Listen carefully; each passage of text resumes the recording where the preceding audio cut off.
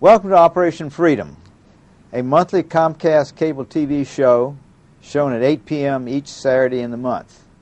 Our sponsors are the Freedom Museum, VFW Post 7589, Manassas, and Chapter 617, Vietnam Veterans of America. I'm your host, Bradshaw. We're pleased to have as our guest today Ronald S. Knowles, known as Ron to his friends. Ron was born and raised in Wichita, Kansas, and is married to Betty Knowles, whom he lives with in Manassas. He has two children, Clark and Amy, and a stepson, Robert Shell. Ron entered the U.S. Army in January 1957. Every veteran I interview seems to have an interesting story, and Ron is no exception. Ron, tell us about your selection and entry into the U.S. Army. Well, it's interesting. Like all parents, I guess, that plan for the kids to go to college. And I was working for the Kansas Inspection Bureau after school my senior year and then in the summer. And they had a program where you could work half a day and then go to college. But I kept passing the recruiting station. Every time I'd park in the city of Wichita and walk this 2.5 blocks, I kept passing the recruiting station. You know, and then finally it dawned on me, why not stop in and see what they had to offer, curiosity. Well, my interest, of course, was engineering and drafting, and so talking to the people there at the recruiters said, yeah, they could get you in a school at Fort Belvoir, guaranteed it, and you didn't even have to go in, you could name when you went in. So this is the thing that hooked me and got me in the Army. So I guess it was June that I signed up, and then I didn't enter the service until January. But that's how I ended up getting the service. Of course, not expecting to make a career out of it. I figured, you know, I spent my 3 years, but did end up with 20 years and 20 days. That was good. An excellent career. Yes. Now, what was your boot camp, your initial training? Well, being in Wichita, we went to Fort Leonard Wood for our in processing, and we was there 10 days because they was dealing with these 60-day wonders. Right. And so then from Kansas City down to Fort Leonard Wood, and then to Fort Carson, Colorado, where I did my 8 weeks of basic training. And people, that's always memorable to people because that's the initial shock coming into the Army. I mean, life isn't exactly the same as civilian. Big shock, and of course this was the winter months, and we was out of bivouac, and we did have quite a storm there 3 days that we had to deal with snow and encampment, and so yeah. You're on bivouac outside? Outside in Colorado in snow. But it was, and I had an aunt that taught there in Manitou Springs School, so she'd come out and see me on the weekends. So that made it nice. But as you said, it's a big experience leaving home and joining all these other raw recruits and going through the military experience. So you came in for special training, and that was going to be at Fort Belvoir. Describe that training. Well, like I say, we was going to be at my advanced training was at the engineer school at Fort Belvoir in the construction drafting school. Okay. So I went through there, and then as I was finishing up, I had an opportunity to be interviewed and selected to go to instructor school, or they called it charm school. That was 2 weeks. And of course that was a challenging experience, and not everybody went through, but I did make it. Sure. And so after my 2 weeks there, then I stayed on at Belvoir in the engineer school in the construction drafting field and was instructor there. And you did 14 months there? Yeah, 14 months at the engineer school. And then, like instruct twice, you got selected for the White House. Well, you know, it was interesting. We had some of our friends that were selected for instructor school but didn't make it through there. So they would go on TDY to the Pentagon. And they enjoyed that. Of course, there's no guarantee at any assignment in the military. So I was down in the office when they got a call in, wanted instructor to be interviewed for assignment in Washington. So I volunteered. Well, it so happens that it was with the White House Army Signal Agency. And I had no idea that it was what it was going to be about because this was all hush-hush. Yeah. So then when I went in, then I was selected, and then I had to go through. Well, I went back to Fort Belvoir and still instructed while my clearance was being processed, and that was 9 months. Kept waiting. And at that time, the way the agency was set up, they didn't have their own security section.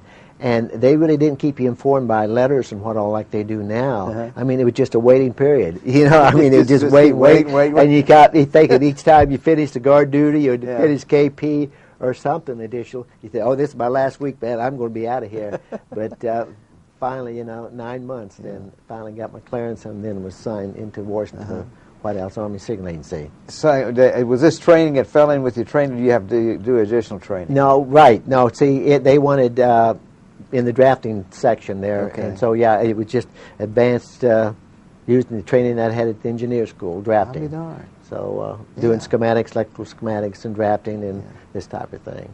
And you were that assignment. You had a break in there, but your total time, and you had two names to it. You had, you were White House Army Signal Agency, and then later changed the name to the White House Communication Agency. And explain the difference in the two. Like say, when I first went in, it was all Army, White House Army Signal Agency, and then in 1962, then we became Joint Service, where we had Army, Navy, Air Force, even Marines, and so then it became the White House Communications Agency, Joint Service, and that's where the name change took place. Okay, it's essentially the same thing, just right. Other words, service. Right. Yeah. I'll be darned. And again, did you ever have to have any additional training, some new equipment or some new systems or anything? The fact is, when I went in, it was the drafting section. Right. And over this period of 17 and a half years, I built it into a full implant printing shop where we did photo, stitching, binding, printing, correlating, layout, everything. And so, it went, so again, this was additional training that I had the interest to learn this printing, offset, photography. So we were a complete implant printing shop. We could do the layout, design, print it, stitch it, bind it, and put out a package. Right. So it became quite an increased size operation and responsibility. Yeah. And that's why the reason you stay in there so long, because civilians stay that long. Well, actually, see, when we went in, keeping your nose clean. Fact is, it was 2.5 years in my neighborhood before my neighbors found out even where I worked, because it was so classified and hush-hush, and quite different than what it is, it is now because of the exposure and the interviewing process that goes on now. Right. But again, it was very classified per se, what you did, and then over the period, it just, we grew up. Of course, after Kennedy's assassination, then our whole mission and size operation really increased. How did that affect the change? What was the change? Well, for instance, our security section changed, our whole mission, because everything was increased. We were just supporting more staff, more demands was placed on us, and we just had, the whole government had tremendous growth. The Secret Service set up their own graphics section. I was doing work for them before that, and even the White House Police, they expanded. So it was a big change in all of the activities around the White House. Staff and the support agencies and personnel. Well, let me just, the list of, you had a presentation or award there, and the name of the president you worked on, then is quite a list. Impressive, very impressive. First one's Dwight Eisenhower, John Kennedy, Lyndon Johnson, Richard Nixon, Gerald Ford, and Jimmy Carter. That's 6 presidents. That's amazing. Well, as you said, we're back to the time of tour of duty. It was almost indefinite, as long as you did your job and kept your nose clean. And, of course, we came in assignment, bought homes, and established our life. Sure. And, but it was excellent tour of duty. We wore civilian clothes, and we worked long hours, a lot of responsibility. But and again, we pretty well knew we were going to be there for a while, unless we screwed up, something like that. And then when Kennedy was assassinated and Johnson came in, well, that's where the changes took place. That he wanted a whole new support team, or new names in the organization, new people to respond to his demands, so that they started a rotation process. So they gave us 2.5 years to finally process everybody else and get replacements. And then I stayed. I knew that I would be leaving. I had this top secret clearance that I was protecting, hoping that it would, benefit me for my assignment location. And so it ended up in August that I was assigned to the 18th Engineer Brigade in Vietnam at the headquarters. Yeah. So. Well, tell us the time you went there and your experience there. Well, as I said, I knew that I would be leaving the agency, and luckily I had time to plan my life and to get my personal affairs in order. And so ended up in, like I say, engineer school. Brigade headquarters at Dartmouth then, and I was in charge of the engineering plan section. And we had a great setup there, great location, worked with great personnel. Almost all of my people that worked for me at that time were U.S. graduates. And so we had a high caliber of people that we worked with, and of course the 22nd Replacement would pick these people out, when they were trying, to place them for their assignment in Vietnam. So when they come through, then brigade usually would grab them if they had great potential. And so we had really excellent people to fill our positions and to work with. Good. And so I had really great personnel that I worked with. Good. And you were close to Cameron Bay, you told me. Just across the peninsula from Cameron Bay, and we had an excellent PX facilities over there. We could go over and use the beach. And it was China Beach there? Well, the movie from it, they was using that. Yeah, I remember. But it was a great place to go for a short R&R. Right. Just to get away for a day. You and that fly stuff was just drive over. Right. Okay, good. And you had one event there. You were in the, talked about the Tet Offensive. You in the middle of that. Well, that was an experience. As said, of course, one of my additional duties there at Brigade Headquarters was to pull brigade duty at the headquarters area. And it just so happens that on January the 29th that I was pulling brigade duty when the Tet Offensive hit our area. It really had actually started the day before that. Right.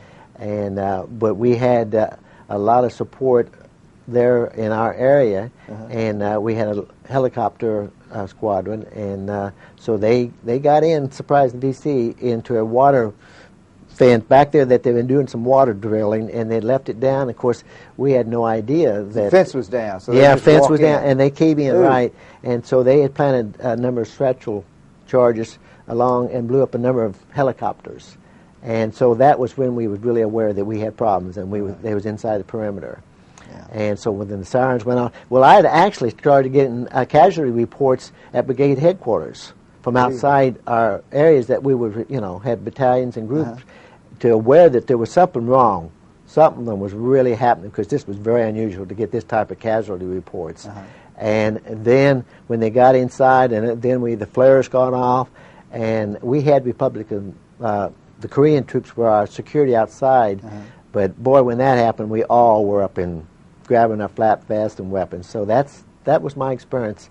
And of course, I was also platoon reserve squad. Okay. And so I had to take a platoon out into the transportation area all around, because they thought there was still some VC around there. So you were hunting VC. We were hunting VC, and I was scared.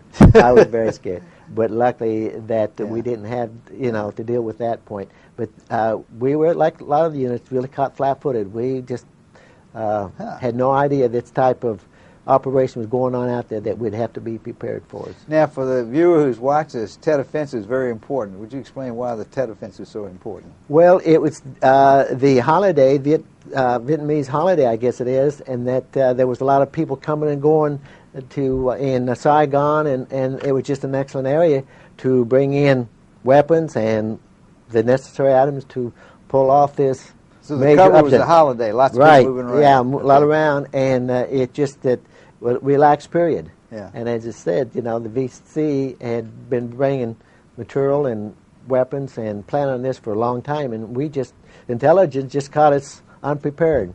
Jeez. So what was the outcome?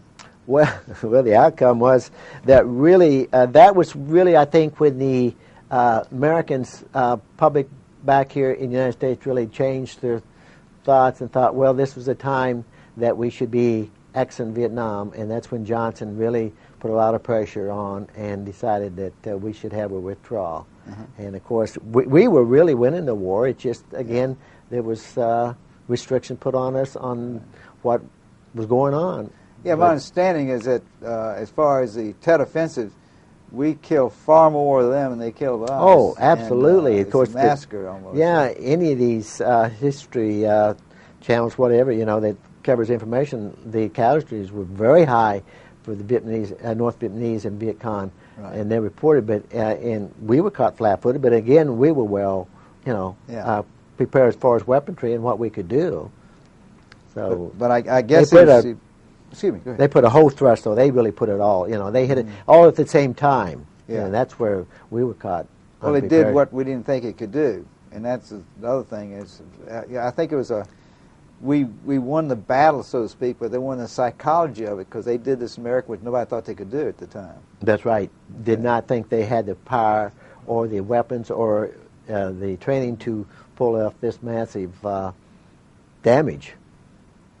Okay, you have any reflection on the Vietnam War and it's all those years behind, 40 No, years? really, as I said, I was very fortunate. I was in charge of engineer plant section, but I did get out a lot on helicopter flights to look at some of our engineer projects. We did roads and airfields and bridges and this type of thing.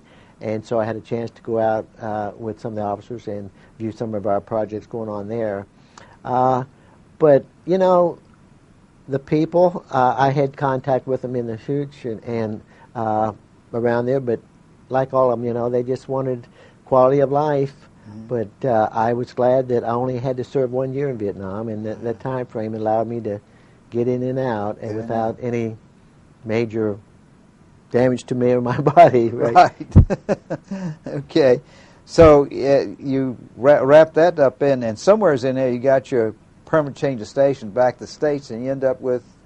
Right. Well, of course, I'd been, like I said, 9 years at the White House in the stabilized tour of duty, and then when I got thrown into the regular service and all the experiences that was going on, I decided after Christmas there, that hard period, that I would like to possibly go back to my previous assignment if possible. Sure. And when I left, I didn't know what the policy was. They had not really established a policy about people coming back. But my concern while I was in Vietnam was to keep my clearance and conduct myself in a manner that didn't reflect any problems on my security clearance. So I wrote back to the people in personnel and security section, and I had a chance to meet some of them before I left, new officers coming in. Right. So luckily I got a letter back saying that they were receptive to me coming back. I didn't know whether my slot had been filled, and I was willing to go in security or photo or some other, but surprised said yeah, and so then I would get orders to back to Fort Belvoir while my clearance was being updated and processed. So then and of course, my commanding officer there in the section, Major Category, said, no, there's no way that you had a chance going back there, but I was very fortunate. So good. Went back to Fort Belvoir and was there 4 months while my clearance updated and as instructor. It's a lot faster now. Instead of 9 months, right, you already got 4 months. And they kept us informed, right. Good. And so it was a matter then. So I went back to the agency, same job, and there was a lot of White House staff and people, Secret Service didn't even realize I'd left because, it just, time went fast. Yeah, a lot of people, that's right. A lot of people there, too. Well, good. So you're back in the White House, and let's see, President Nixon was in office when you came back? Well, Johnson. Yeah, because I, in fact, 68, yeah, because I got a picture with President Johnson and all some of our agency staff just before he left office, which I'm proud of. So, yeah, Johnson was one that got me out of there, and Johnson was still there when I came back. So, but that was good. Any reflections on some of the presidents you like to Well, share I think Nixon was very demanding. He had his chief of staff and his people were very tough and demanded a lot, and we put a lot of hours. But, as far as when I first started with the agency, Eisenhower, of course, was first commander-in-chief, and I enjoyed working with him and his family on some personal matters because the staff was small. But then when I came back, it had all grown. But Ford really, the way that he came in, him being an Eagle Scout, and my love for scouting and everything, and it really was. He was very pleasant to work for, and his whole way that he ran the White House, and the staff and the people that worked around him was low-key, very friendly, Right. and top-notch people. So then, and then, of course, Kennedy, you know, he was young, and he brought style and really a lot of prestige You're right to the there White looking House. at it. Yeah, Right. and of course we were always invited to the White House Christmas parties and had a chance to meet the president and the first ladies there, and so that was a very special. So you occasion. personally met each one of them? Each one of them, yeah. That's quite I didn't get a chance to meet Carter. That was the only one that I didn't get a chance to meet because I only spent 10 days with him. Okay. When he came in office, but that's the only one, yeah, that I didn't have. So you had the Christmas party hadn't come around? I always had a Okay. chance to shake hands with Yeah. them and meet them, and of course I've got autographed pictures from a couple of them, and then Jerry Ford, well, President Ford was one that gave me a nice letter when I retired that I'm proud of. Good. Would you have any favorites among them? Would you like to? Well, as it said, really, the short time that Ford was in there, I think he was the one that really made a strong impression on me, as the way that he handled people and his professionalism and just the way that he ran the White House. Yeah. Yeah, when his funeral, I was listening to quite a bit of it, and that was one of the themes was he was such a nice man himself. Yeah, and well liked by everybody. Yeah, and as you said, well, I think this exemplifies what an Eagle Scout stands for, his values and the way that he treats people. For what you learn in scouting and you go through and earn that Eagle rank, then you're well prepared for life. And I think he exemplified this as a president, as leader. Good training. Good training. And I think the scouting program can be proud that him as a president and an Eagle Scout.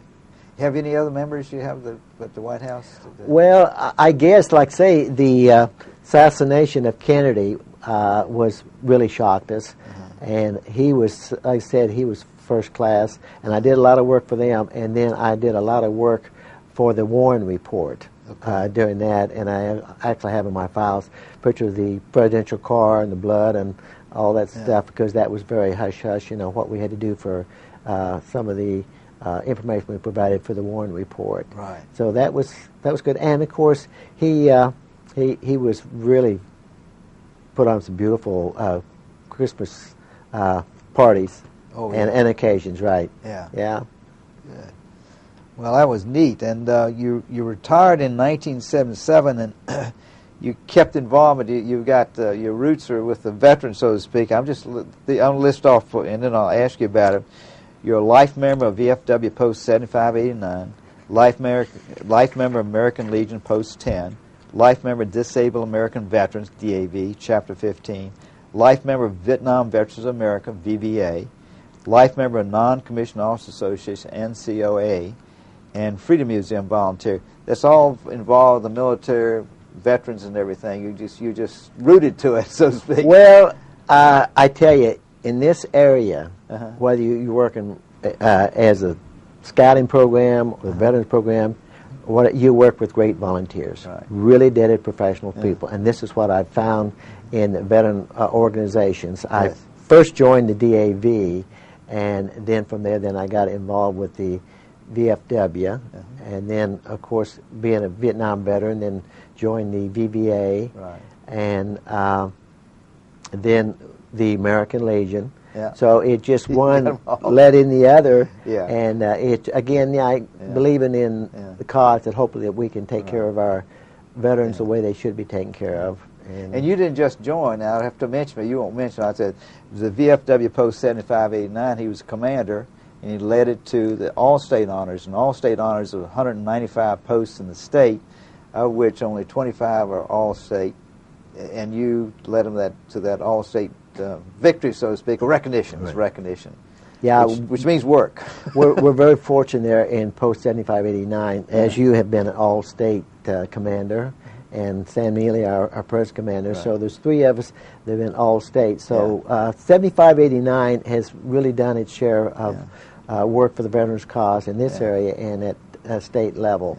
So again, as I said, I'm right now presently chaplain for the Vietnam Veterans, Chapter 617, and chaplain for DAV, and chaplain for the VFW, and I fill in sometimes at the American Legion.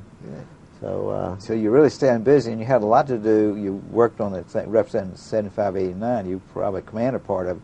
the monument went in for the recognition of all the veterans over near the museum. Yeah, I did. I worked on the Manassas Veteran Memorial Committee, representing all the different veterans groups. That was a 2-year project that we started out and finally dedicated a beautiful monument there next to the Manassas Museum Library that we're very proud of, that hope that everybody would take a chance to go by and see it and see what we've done to honor all of our veterans that have served our veterans' causes in the Manassas area. Yeah. But that was a great project. Oh, very well done. I'm just very, very proud of it. You're right. It's they did a fantastic good job. And John, you worked with John Gregory. He did a lot of work with He really did. As I said, we had a lot of good volunteers on that committee, and we stayed on track, and 2 years we had our finished product.